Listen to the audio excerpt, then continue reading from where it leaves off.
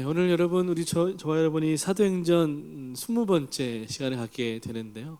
오늘 율법과 복음 세 번째 사랑으로 네. 이거 꺼도 돼요. 네. 사랑으로라는 제목으로 함께 좀 말씀을 나누기로 원합니다. 여러분은 법을 얼마나 잘 지키고 계십니까? 여러분의 준법 정신은 어떻게 되나요? 보이는 데서는 이렇게 잘 할 수 있지만 보이지 않는 곳에서 얼마나 법을 잘 지키고 계십니까? 사실 저한테 이 질문을 했을 때에도 이제 굉장히 이제 떳떳하기보다는 찔림이 있는데 2019년도에 정부에서 조사를 했어요. 우리 사회가 얼마나 법을 잘 지키는가 이렇게 여론조사를 했는데 굉장히 제 입장에서 볼 때는 의외의 결과가 나왔어요.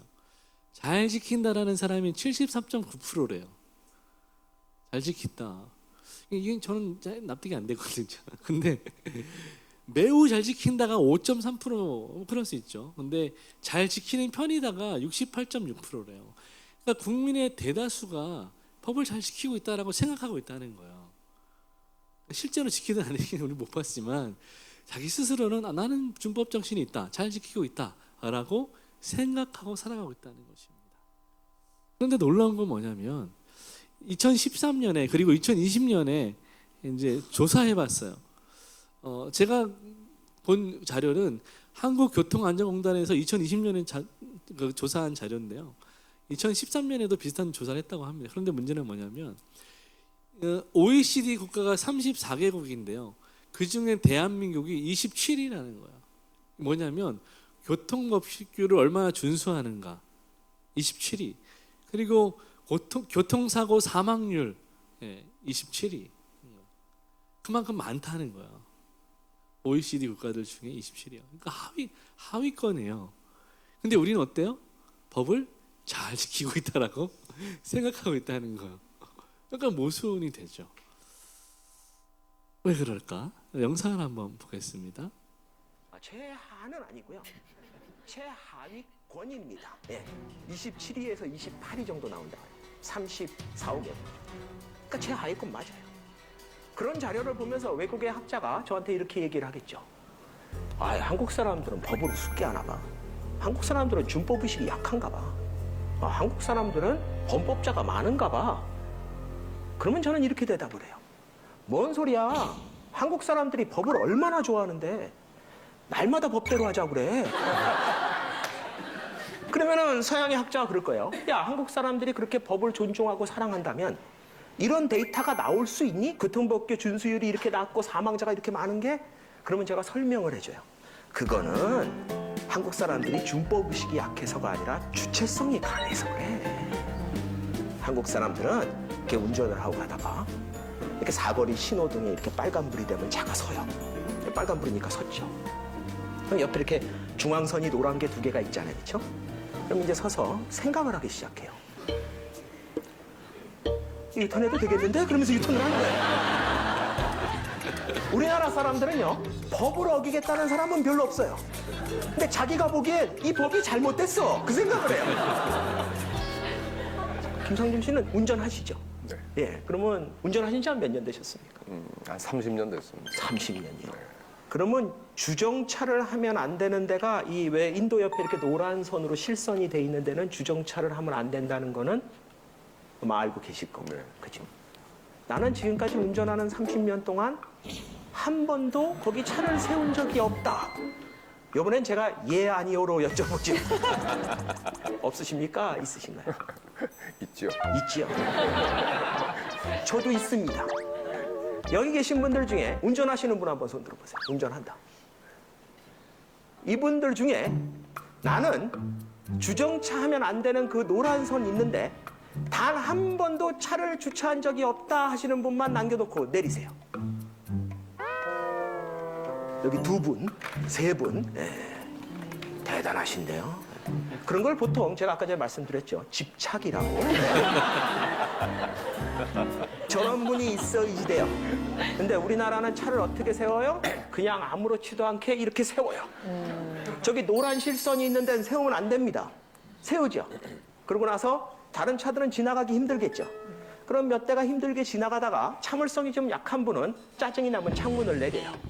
그럼 아저씨, 거기다 그렇게 차 세우시면 안 돼요. 거기 차 세우면 안 되는데 아시잖아요. 그러면 차 세운 사람이 뭐라고 대답을 하나 하면 이렇게 대답을 해요. 지나갈 수 있잖아요. 이렇게 대답을 해요. 그게 남 차 지나갈 수 없을 때만 세우지 말라는 선이에요? 우리나라 사람들이 얼마나 배려심이 많은가 하면 보통 그런 사람들이 세워놓고 내려서 확인까지 해요. 다른 차가 지나갈 수 있나 없나. 그런 일이 벌어지면 그 다음에 어떤 일이 벌어지냐? 이런 일이 벌어져요. 이제 차를 저렇게 세웁니다. 다른 차 지나가잖아요. 그렇죠? 지나가는데 아무런 문제 없어요. 보세요. 이 차는 와서 서요. 왜냐? 반대쪽에서 차가 오거든요. 그러면 반대쪽에서 차가 지나가고 나면요. 또 알아서 지나갑니다. 우리나라에서 아주 일상으로 볼 수 있는 거예요.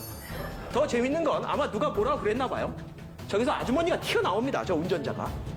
그런데 하는 행동이 어떠신가 한번 보세요. 주변을 둘러보면서 왜? 지나갈 수 있는데? 이런 표정으로 지나가요. 이게 우리 사회가 지금 많은 사회적 갈등 중에 뭔가 하면 법을 지키지 않는다는 게 있어요. 그런데 만약에 그렇게 법을 잘 지키는 국민들이 사는 사회라면 진작에 법은 모두 다 잘 지키는 사회가 됐을 겁니다. 이죠. 허태경 교수님이라고 심리학자인데 이분이 연구해 보니까 한국 사람들이 이런 특성을 가지고 있다는 거.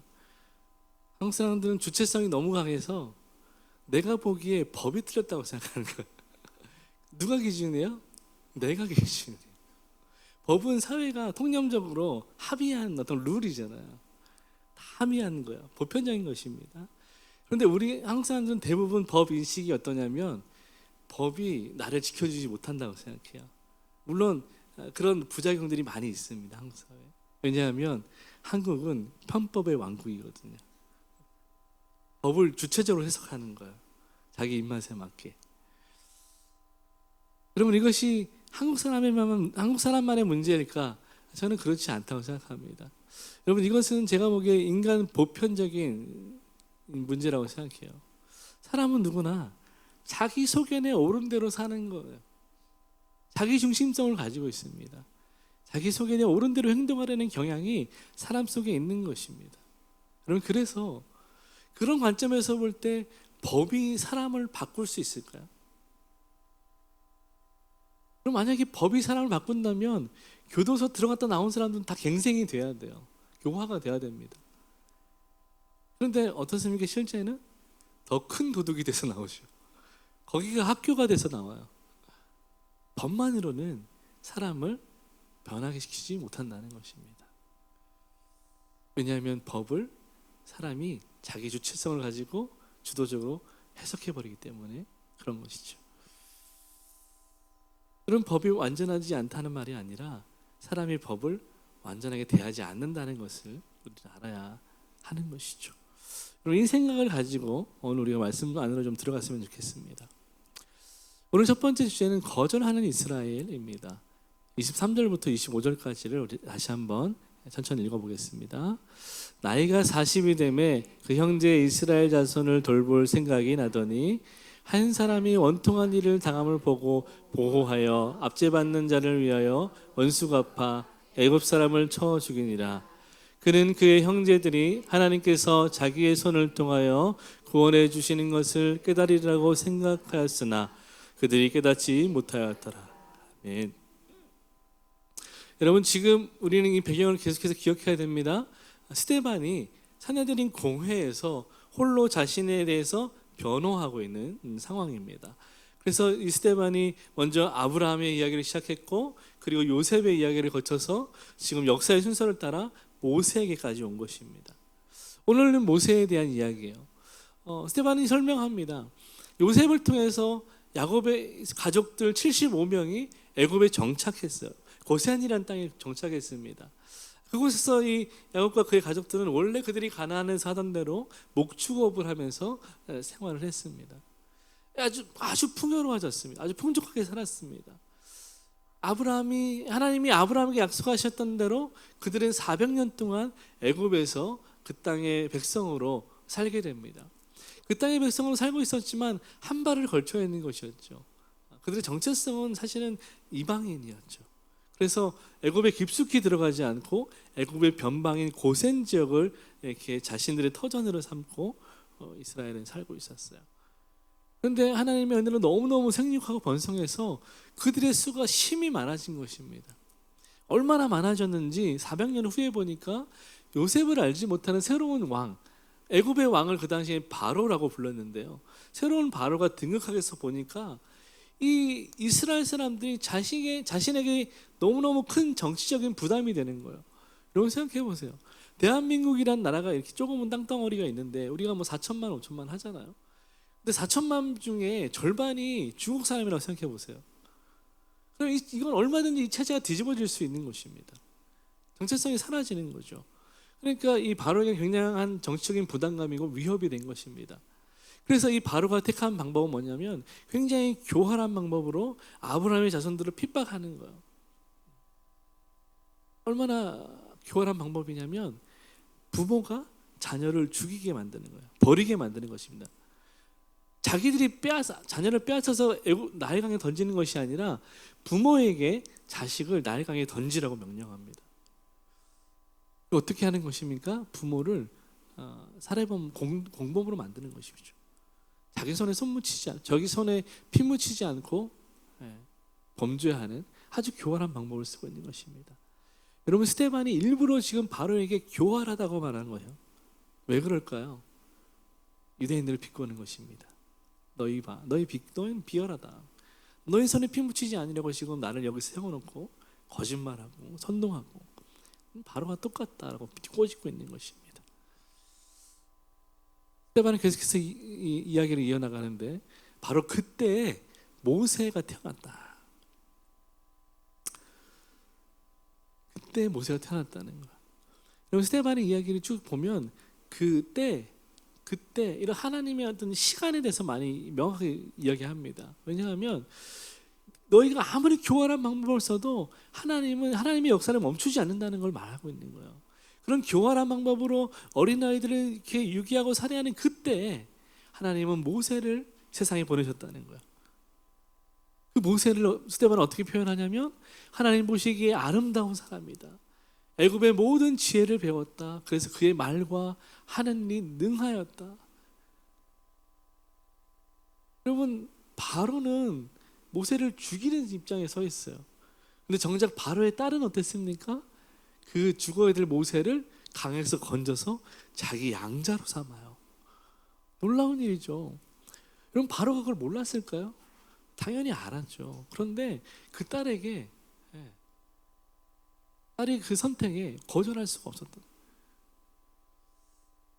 뭐 어떤 역사의 사례에 보면 그 당시 바로가 아들이 없었기 때문이라고 말을 하기도 하더라고요. 그래서 모세에게 여차하면 물려주려고 그 양자 삼기에 내버려뒀다라는 말을 하는 거죠. 어쨌든 바로의 딸이 모세를 양자 삼아서 애굽에서 왕자로 키웠어요. 죽어야 되는 아이가 하나님의 은혜로 그 땅의 최고 권력자의 아들로 살게 된 거죠. 하나님이 하셨다는 거예요. 여러분 이게 어떤 패러다임입니까? 너희가 예수를 죽였지만 하나님이 그를 다시 살리셨다. 이 패러다임인 거예요. 너희가 핍박했지만 하나님은 다시 살리실 것이다. 바로가 모세를 죽이려 했지만 하나님은 그를 다시 살리셨다. 계속해서 이 패러다임 안에서 이야기하고 있는 것입니다. 그러면서 이 스데반은 모세를 가장 완벽한 이 구원자의 모습으로 표현하고 있는 것입니다. 하나님 보시기에 아름답고 지혜롭고 말과 행동이 능한 사람. 여러분 지금 스데반은 누구를 빗대어서 이야기하고 있는 것입니까? 예수님을 빗대서 얘기하고 있는 거예요. 모세는 예수님 같은 사람이다. 모세가 바로 예수님이다. 예수님의 형상이다 라고 이제 말하고 있는 것입니다. 그럼 모세가 이제 나이 40이 되었어요. 그의 나이 40이 되었습니다. 40년이 어떻게 흘러갔는지 우리는 알 수 없어요. 그러나 그가 말과 지혜가 능했다는 거 할 때 그를 굉장히 엘리트 교육을 받았고 잘 흡수했고 뛰어난 사람이었다는 것을 보여주죠. 40년 동안 모세는 준비되었습니다. 훈련받았습니다. 이스라엘을 구원할 자로 자기의 정체성을 공고히 하면서, 여러분 심지어 바로의 아들로 자라면서 누구의 젖을 먹고 자랐냐면 자기 어머니의 젖을 먹고 자랐어요. 하나님의 놀라운 섭리죠. 유모로 받아들이게 되면서, 그러면서 어머니가 바로 모세에게 젖을 주면서 얼마나 하나님에 대해서, 말씀에 대해서 가르쳤겠어요. 자기 정체성을 바로 세웠던 거죠. 그러니까 나이 40이 되었을 때 애굽 사람이 아니라 이스라엘 사람들을 자기 형제로 여겼던 거죠. 23절에 이렇게 표현합니다. 그 형제 이스라엘 자손을 돌볼 생각이 났다라고 말하는 거예요. 모세는 자기 정체성을 알았어요. 하나님의 뜻을 알았습니다. 하나님이 왜 나를 이 애굽의 왕자를 키우셨는지, 왜 나를 보호하셨는지, 왜 나를 여기 세우셨는지, 보내셨는지 하나님의 뜻을 깨달았어요. 그래서 자기 백성, 자기 친족들을, 자기 형제들을 돌볼 생각을 이제 하게 된 것입니다. 이제 때가 되었다.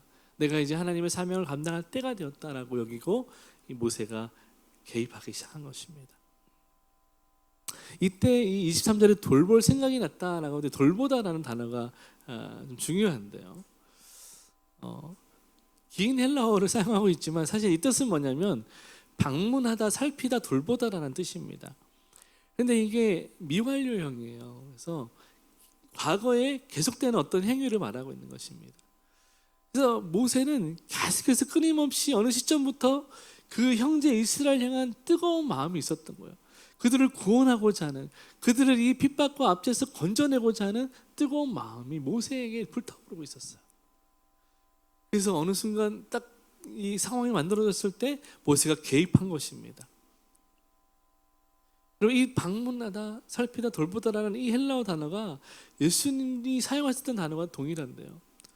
마태복음 25장 36절에 보면, 마태복음 25장은 예수님께서 이제 최후 심판에 대해서 말씀하시는, 설교하시는 장면이거든요.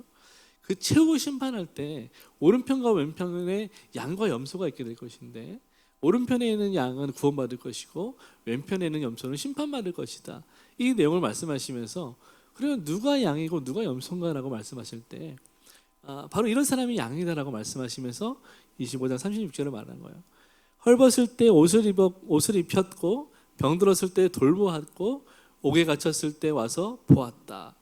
여기 돌보았고 와서 보았다라는 말에 동일하게 오늘 모세가 사용했던, 스데반이 모세를 설명할 때 사용했던 돌볼 마음, 그 헬라어 단어를 동일하게 사용하고 있습니다.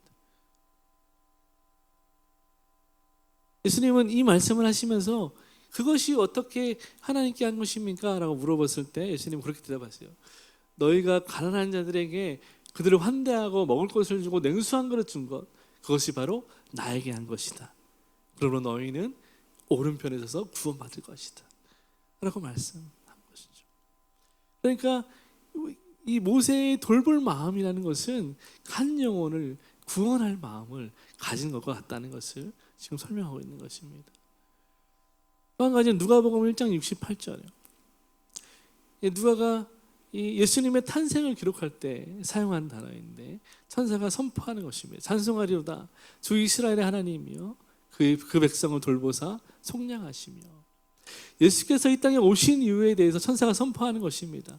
그분은 그 백성을 돌보시는 분이고 그 백성을 속량하신다. 여러분, 속량한다는 것은 노예된 자를 값을 주고 그 노예권을 사와서 해방시켜 준다는 것입니다.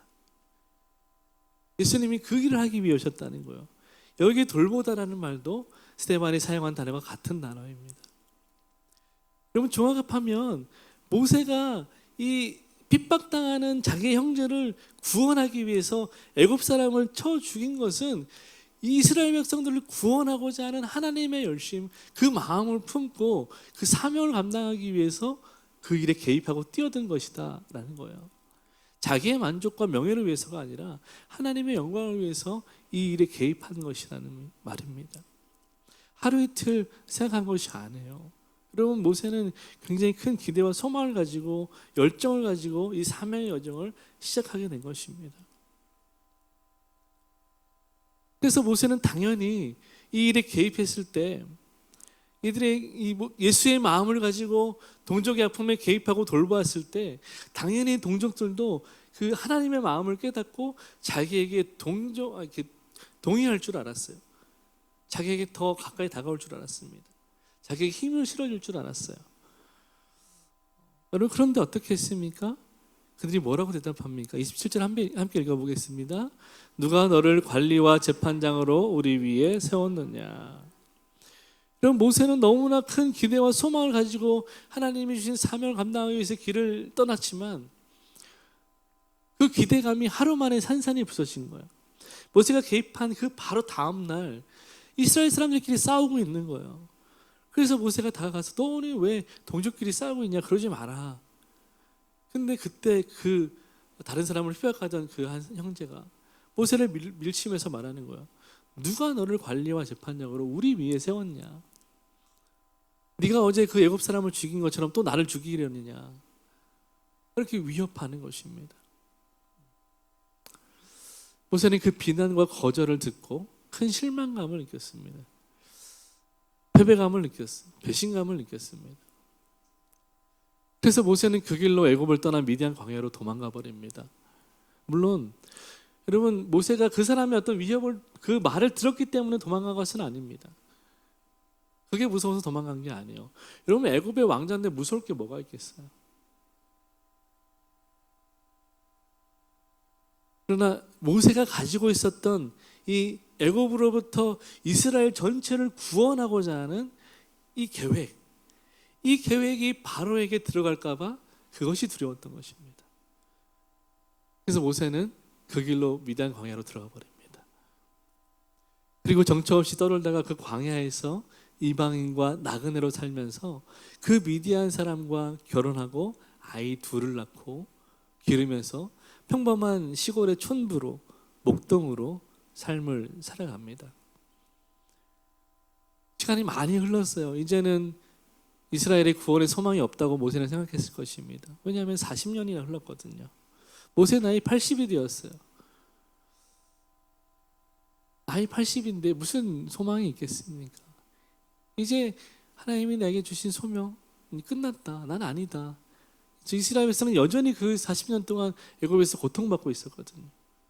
너희는 하나님 주신 기회를 놓쳤다. 구원이 없다라고 생각했습니다. 모세는 포기했어요. 그런데 포기한 그 모세에게 하나님이 어느 날 호련히 찾아오신 것입니다. 하나님은 포기하지 않으셨던 거죠. 33절부터 35절까지 함께 읽습니다. 시작. 주께서 이르시되 내 발에 신을 벗으라. 내가 서 있는 곳은 거룩한 땅이니라.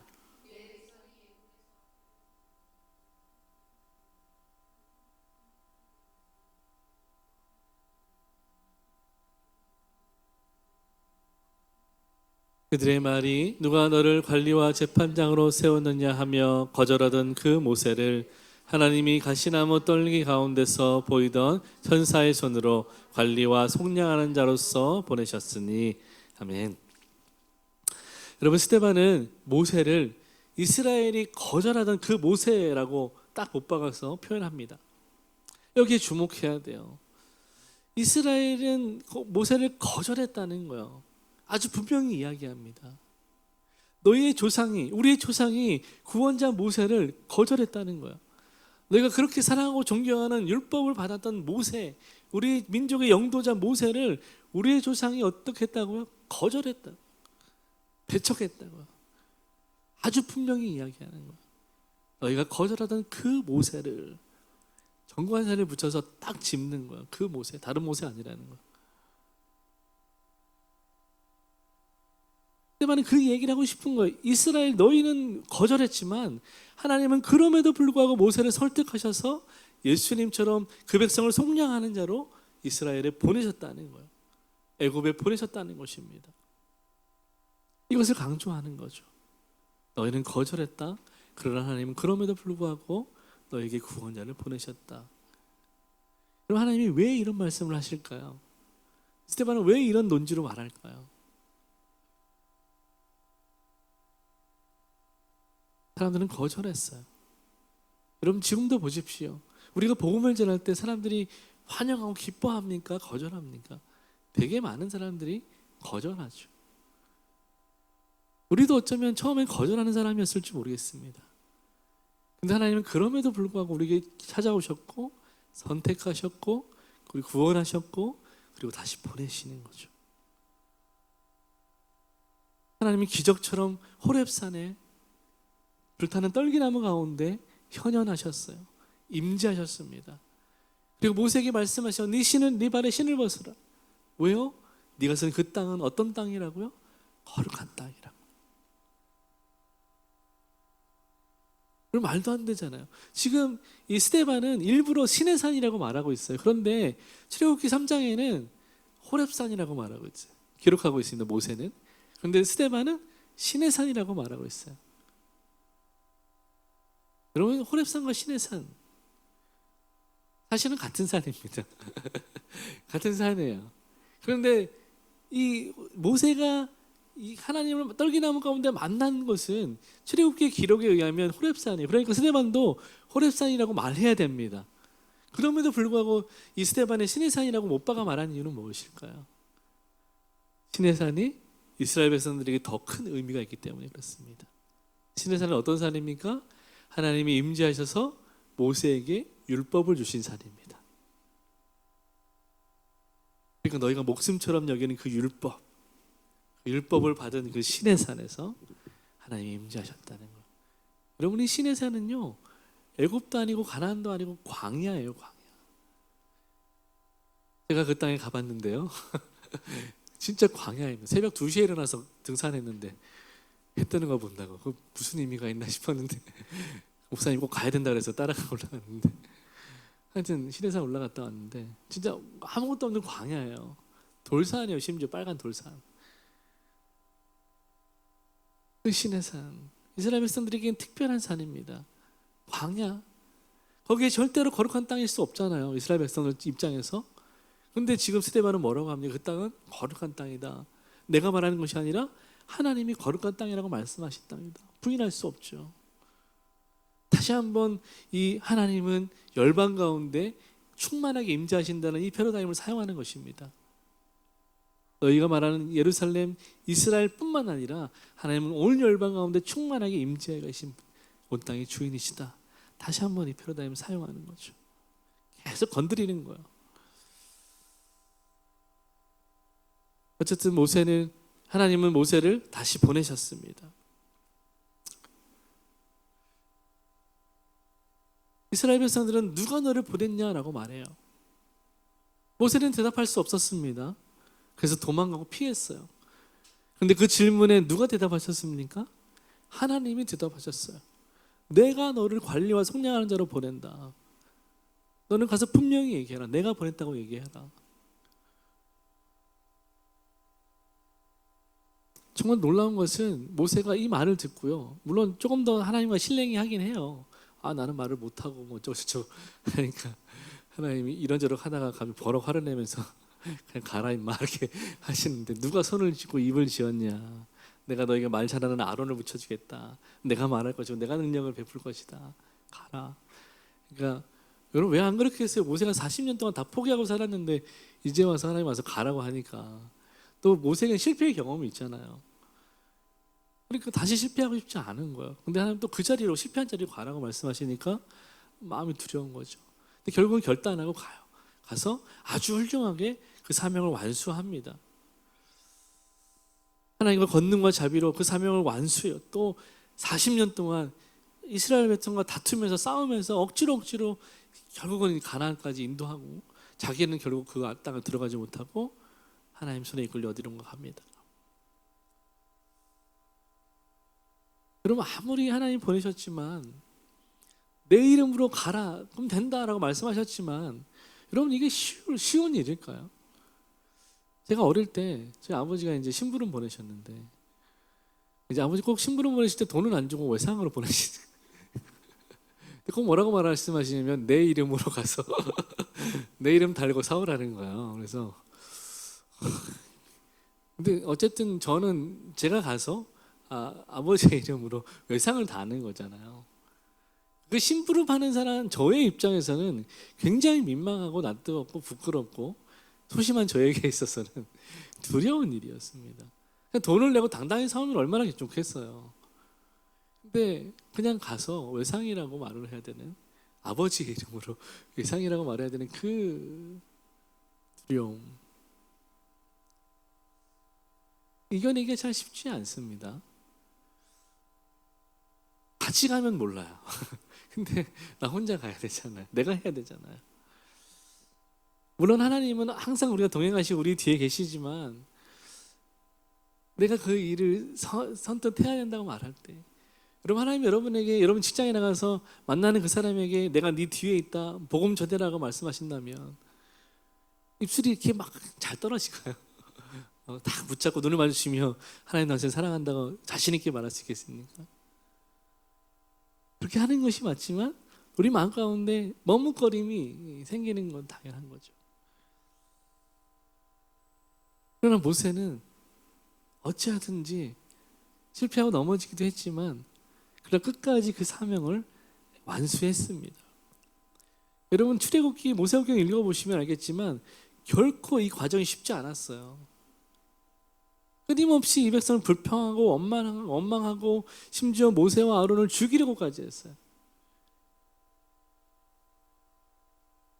그러나 모세는 결국은 순종합니다. 여러분, 하나님의 뜻을 아는 모세와 그렇지 못한 이스라엘 백성들을 우리는 보게 되는 것입니다. 이스라엘 백성들이 광야를 건너서 가나안에 들어간 것은요, 그들이 이 홍해를 건너고 출애굽해서 광야를 건너서 애굽에 들어간 것은, 가나안에 들어간 것은 그들이 순종했기 때문에, 그들이 잘 살았기 때문에 결코 아니라는 것을 우리에게 보여주는 것입니다. 오직 하나님의 은혜로, 하나님의 권능으로, 하나님의 자비하심으로 이 백성이 구원을 얻었다는 것을 하나님이 보여주시는 거죠. 스데반은 계속해서 이것을 강조하는 것입니다. 우리의 공로가 아니다, 하나님의 은혜다. 너희가 무엇을 주장할 수 있겠냐? 계속해서 이야기하는 거죠. 사랑하는 여러분, 여기 보십시오. 이스라엘 사람들은 모세의 권위를 인정하지 않았어요. 오히려 협박했습니다. 명백하게 그들은 모세를 자신의 구원이라고 생각하지 않았고 거절했습니다. 그러나 모세는 하나님께서 자기 손을 통해서 이스라엘을 구원하는 것을 깨달았어요. 이스라엘 사람들도 당연히 깨달을 일이라고 생각했지만 그들은 깨닫지 못했죠. 여러분, 스데반의 눈에 이 사람들은, 하나님을 믿는다고 하는 이 이스라엘 백성들은요, 하나님을 모르는 이방인들보다 더 불순종하고 더 악한 자들이었습니다. 이런 논지로 지금 사내들인 공회에서 변론하고 있는 것입니다. 너희가 나를 핍박하고 너희가 예수를 핍박했지만 사실은 너희가 선택받았다고 믿지만, 너희가 구원받을 것이라고 믿지만 너희가 저 이방인들보다 더 불순종하고 더 악한 자들이다, 더 심판에 가까운 자들이다. 하나님 그렇게, 스데반은 그렇게 하나님의 마음을 가지고 선포하는 것입니다. 여러분, 왜 안 그렇겠습니까? 자신을 구하러 온 예수님을 거절했어요. 그들은 예수를 거절했습니다. 그들의 조상은 어땠습니까? 그들의 구원자 모세를 거절했습니다. 알아보지 못했어요. 그렇기 때문에 유대인들도 우리 조상들도 다 하나님을 모르는 사람과 같다라고 스데반은 설명하고 있는 것입니다. 우리 조상들이 구원자 모세를 배척했기 때문에 하나님은 하나님의 구원을 그 약속의 때에 이룰 수 없었다고 스데반은 말하고 있는 것입니다.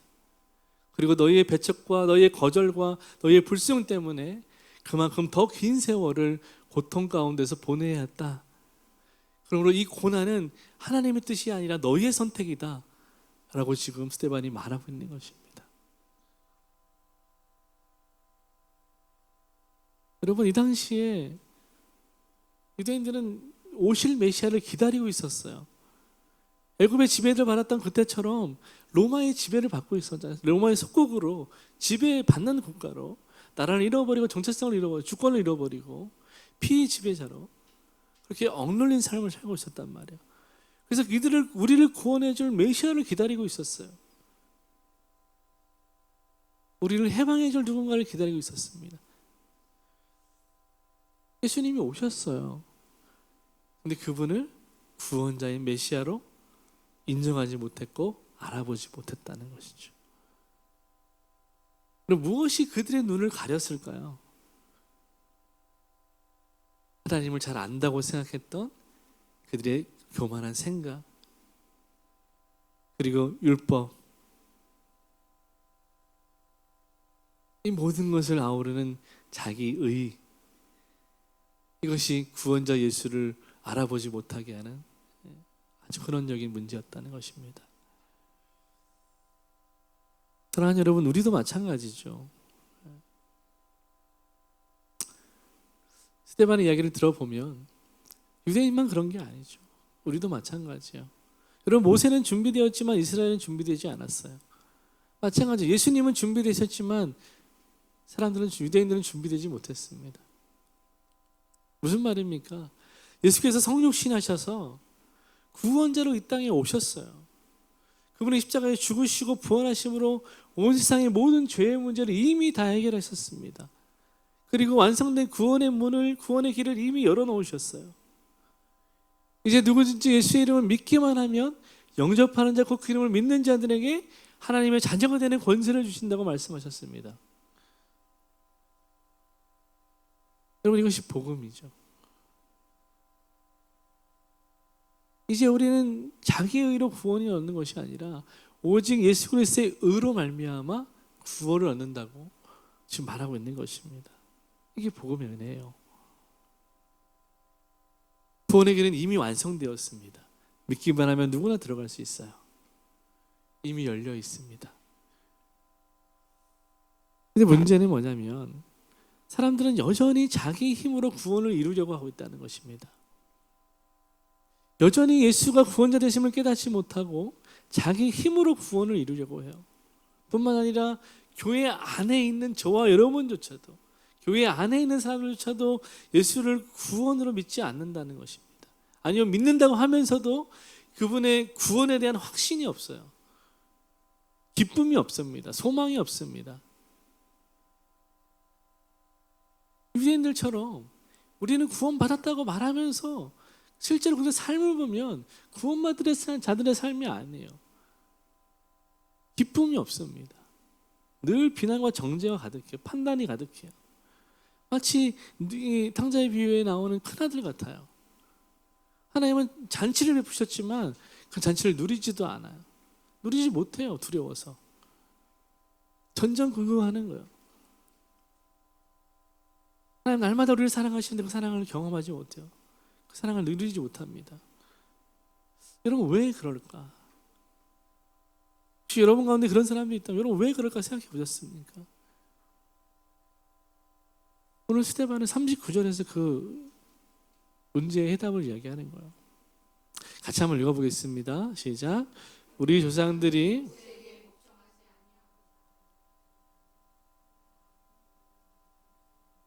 아멘. 네. 여러분, 그렇습니다. 우리의 마음이 우리의 구원이신 예수를 바라보는 것이 아니라 여전히 애굽을 향하여 있기 때문에 우리가 하나님이 주시는 그 구원의 기쁨과 만족을 누리지 못하고 있다는 것입니다. 이스라엘의 마음이 애굽을 향해 있었어요. 여러분, 그들이 하나님이 베푸신 기적으로 홍해가 갈라진 바다를 마른 땅과 같이 건넜잖아요. 건너자마자 얼마나 그들이 하나님 찬양했습니까?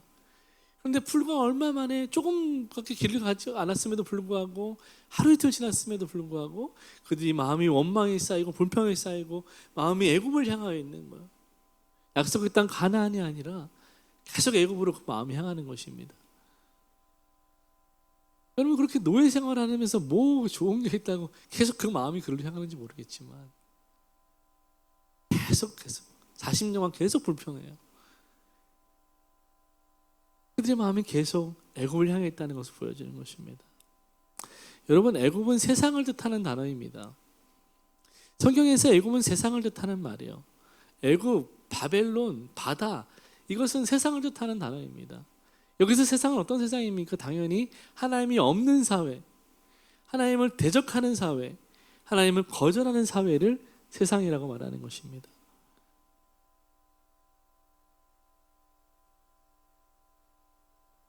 그들의 마음이 세상을 향해 있어요.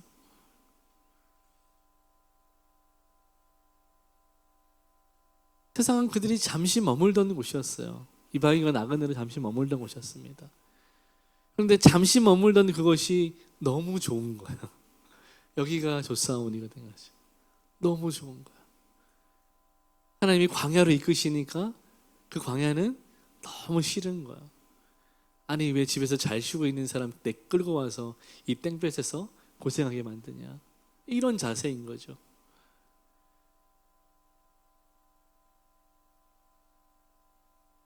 이스라엘 백성들은 하나님의 은혜로 출애굽이라는 놀라운 기적을 경험했습니다. 그럼에도 불구하고 여전히 그들의 마음은 애굽을 향해 있었고 그 마음이 잦아들지 않았어요.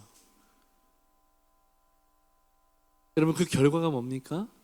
모세가 잠깐 율법을 받으러 시내산에 올라간 사이에 사람들은 한 가지 프로젝트를 시작합니다. 우리 40절, 41절 함께 읽어보겠습니다. 시작. 아론더러 이르되 우리를 인도할 신을 우리를 위하여 만들라. 애굽 땅에서 우리를 인도하던 이 모세는 어떻게 되었는지 알지 못하노라 하고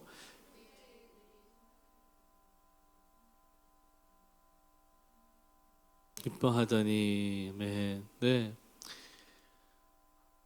여러분 그들은 모세를 통해서 하나님과 동행하는 놀라운 축복을 누리고 있음에도 불구하고 그 마음이 여전히 하나님이 아니라 우상을 향해 있었습니다. 그 결과가 모세가 부재할 때 나타났어요. 여러분 내가 어떤 사람인지는 나 혼자 있을 때 분명하게 드러납니다. 하나님이 계시지 않다고 생각하니까 바로 자기가 드러나는 거예요. 모세가 없으니까 바로 자신이 드러나는 것입니다. 그들이 그 마음 속에 있던 그것을 꺼내서 현실화했습니다. 그것이 바로 황금송아지였어요. 우상이었습니다. 그들은 한참 동안이나 황금송아지 우상 앞에서 기뻐하며 축제를 벌였습니다. 이 황금송아지가 자기들을 약속의 땅 가나안으로 인도해 줄 우상이라고 여겼어요. 신이라고 여겼습니다.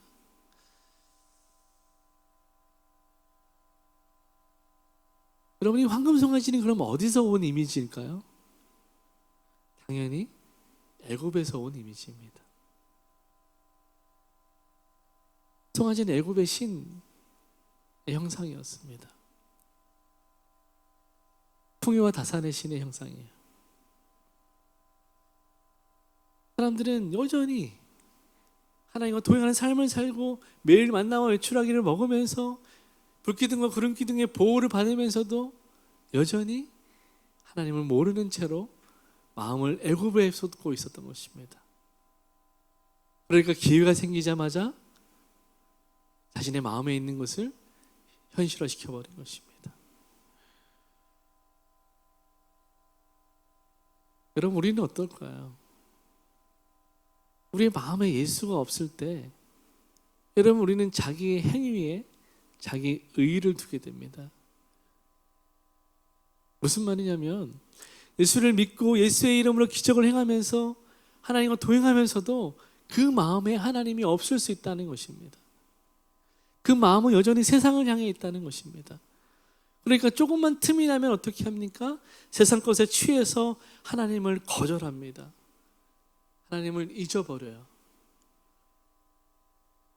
집 나간 탕자 같죠.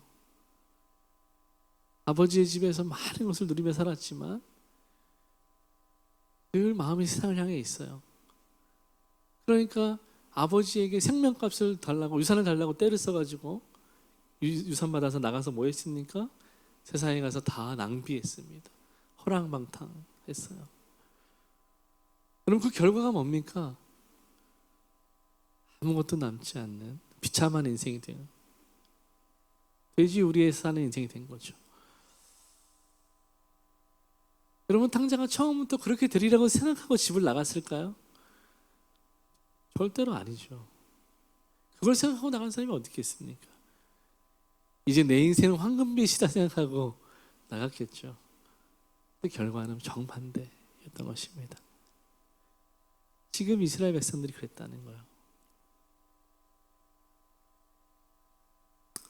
여러분 조금 더 나가서 보면 신앙생활 하면서 마치 큰아들처럼 예수 그리스도께서 주신 은혜와 구원을 잃어버리는 사람들이 있습니다. 자기의 행위와 어떤 환경의 지배 가운데 살아가요. 은혜가 아니라 환경의 지배를 받고 사는 것입니다. 그럼 어떻게 되냐면 기쁨을 잃어버려요.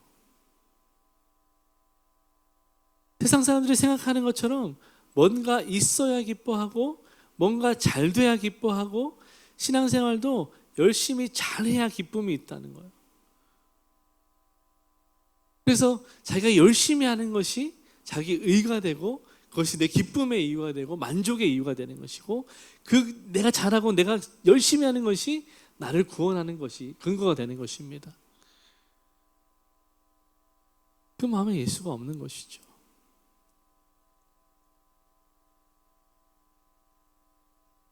여러분 그렇게 되면 어떻게 되냐면 바리새인처럼 율법주의로 흘러가는 것입니다. 그러면 내가 일상 속에 거룩하게 살지 못해서 하나님의 사랑이 느껴지지 않는다고 생각하는 거예요. 하나님 사랑하지 않는다고 생각하는 거죠. 내가 더 열심히 예배드리지 못하고 내가 더 열심히 기도하지 못하고 내가 더 열심히 말씀 읽지 못해서 하나님 사랑이 느껴지지 않는다. 하나님 내 기도 응답하지 않으신다. 내가 믿음이 없는 것 같아. 난 구원받지 못한 것 같아. 이런 의심이 들어오는 거죠. 저는 그것이 바로 율법주의에 빠진 모습입니다. 그 사람들이 의지하는 것은 그리스도의 의가 아니라 자신의 의인 거죠.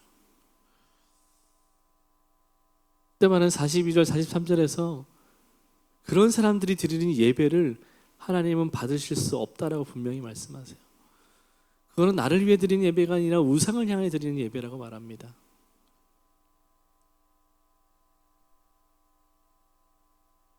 여러분 아무리 1,000번제를 드려도 자기 의로 드리는 예배는 하나님 받으실 수 없어요. 그건 예배가 아닙니다.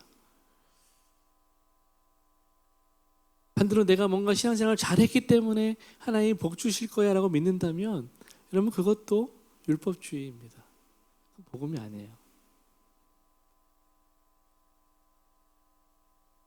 사랑하는 성도 여러분, 하나님께서 모세를 택하셔서 이스라엘을 구원하실 때 어떤 조건을 걸지 않으셨습니다. 모세가 이스라엘 백성들을 도우려고 할 때 어떤 조건을 걸지 않으셨어요. 예수님이 저와 여러분을 구원하시기 위해서 십자가에 죽으시고 부활하신 그때 어떤 조건을 걸지 않으셨습니다. 다시 말해서 너희가 율법을 지키면 내가 출애굽시켜주겠다. 하나님 그렇게 말씀하신 적이 없어요.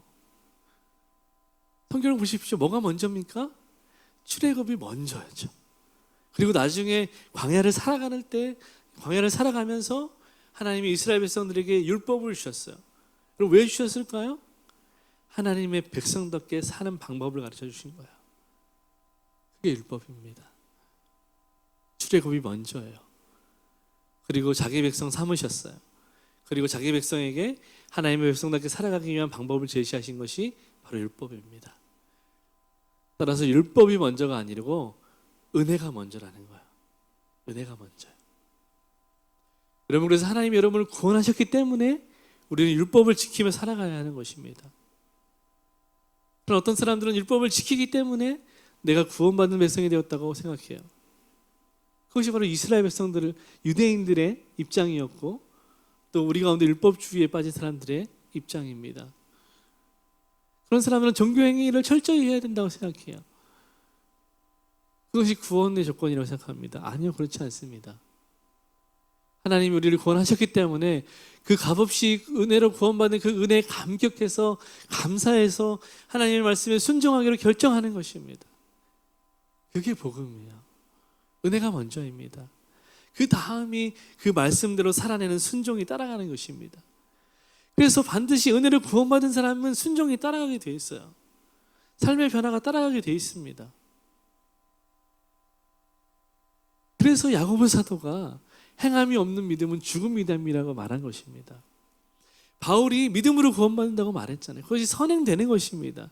그 복음이 선행되었을 때 우리는 믿음으로 살아내는 삶이 있어야 한다는 것을 야고보 사도가 그 다음을 이야기한 것이죠.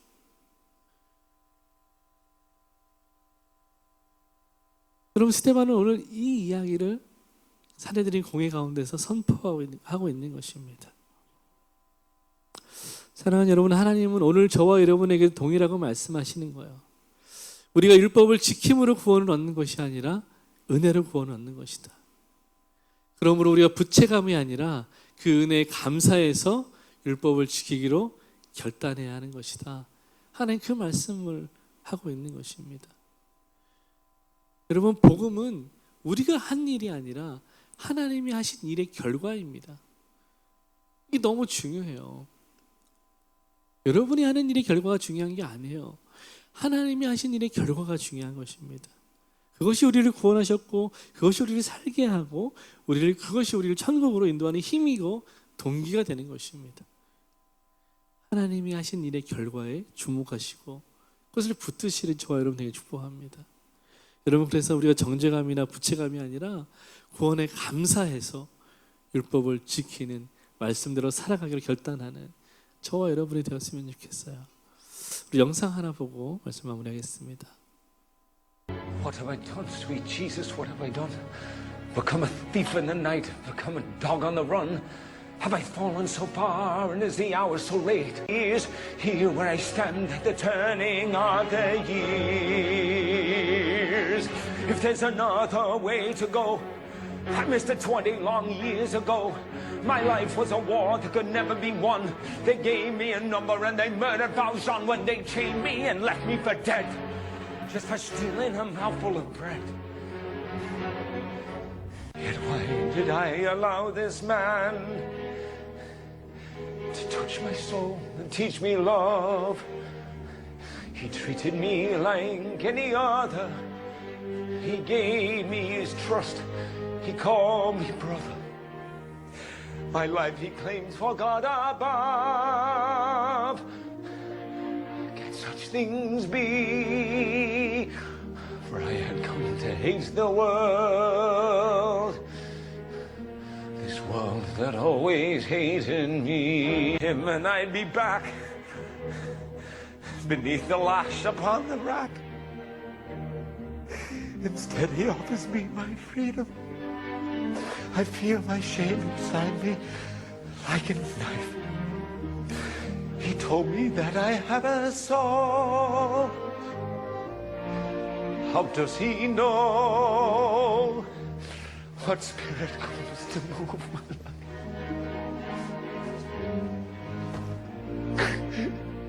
Is there another way to go? I am from that world, from the world of Shun Valjean. Shun Valjean is nothing now. Another story must begin.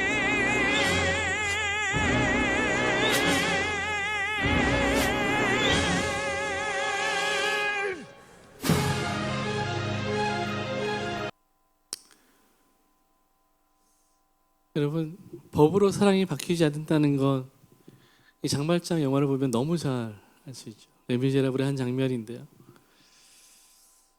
법으로 사랑이 바뀌지 않습니다. 만약에 신부님이 장발장을 법대로 병사에게 넘겨주었다면 장발장은 여전히 억울하고 피해 입은 누명 쓴 자로, 억울한 자로 평생 그렇게 비참한 인생을 살았을 거예요. 그런데 그 신부님이 베풀어 주신 그 작은 사랑, 그 호의, 그것이 장발장이라는 한 사람의 인생을 그 억울함과 누명으로 이렇게 분노로 가득 쌓인 그 한 남자를 변화시키는 것을 보게 됩니다. 마지막에 대사가 참 인상적인데요. 이제 장발장의 세계는 끝났다. 이게 너무 인상적인 거예요. 여러분, 예수를 만난 사람은, 복음을 만난 사람은, 복음 안에 변화된 사람은요, 이전에 자기의 세계가 끝난 사람들이에요. 그리고 이제 누구의 세계에 살게 된 사람들입니까? 예수 그리스도의 세계 안에 살게 된 사람들이에요.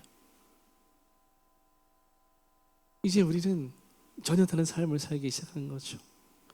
사랑이 한 사람을 변화시켰어요. 하나님이 사랑으로 저와 여러분을 구원하시고 변화시켜 주셨습니다. 여러분, 그러므로 예수 그리스도께서 여러분을 위해 행하신 변하지 않는 그 사실의 근거에서 주님이 주신 기쁨을 빼앗기지 않고 날마다 순종하며 살아가는 저와 여러분이 되기를 주님의 이름으로 축원합니다. 기도하겠습니다. 사랑의 아버지 하나님, 주님의 은혜와 사랑에 감사합니다. 하나님, 오늘 스테반이 설교한 이 모세의 이야기를 통해서 우리가 다시 한번 하나님의 마음을 보게 됩니다. 하나님, 율법을 얼마나 잘 지키느냐, 지키지 못하느냐가 아니라 하나님의 은혜가 값없이 죄인된 우리를 구원하였음을 다시 한번 고백하며 나아갑니다. 하나님, 그러므로 우리가 율법의 매인자로 또 율법주의자로 그 날마다 전전긍긍하며 그렇게 눈치 보며 살아가는 인생이 아니라 주께서 빚값 주고 사신 그 놀라운 은혜와 주신 자유 가운데서 넉넉히 믿음으로 살아갈 수 있는 복된 인생 될 수 있도록 주님 우리를 붙들어 주시옵소서. 날마다 주님이 하신 일, 하나님 우리를 위해서 하신 일, 예수 그리스도께서 십자가에서 하신 그 일을 근거하여 하나님이 이미 우리에게 안해 주신 그 놀라운 기쁨과 만족과 부요함을 빼앗기지 않고 날마다 누리며 살아가는, 또 나누며 살아가는 우리가 되게 도와주시옵소서. 지금은 우리 주 예수 그리스도의 은혜와 선하신 하나님 아버지의 사랑과 보혜사 성령의 교통하심이 오늘 주의 말씀을 들고 율법이 아니라 복음으로 살기를 소원하는 사랑하는 주의 백성들 머리 위에, 저들의 가정과 직장과 학업 위에, 이 나라와 북녘 땅 위에, 그리고 열방 가운데 이제부터 영원까지 함께 있을지어다. 아멘.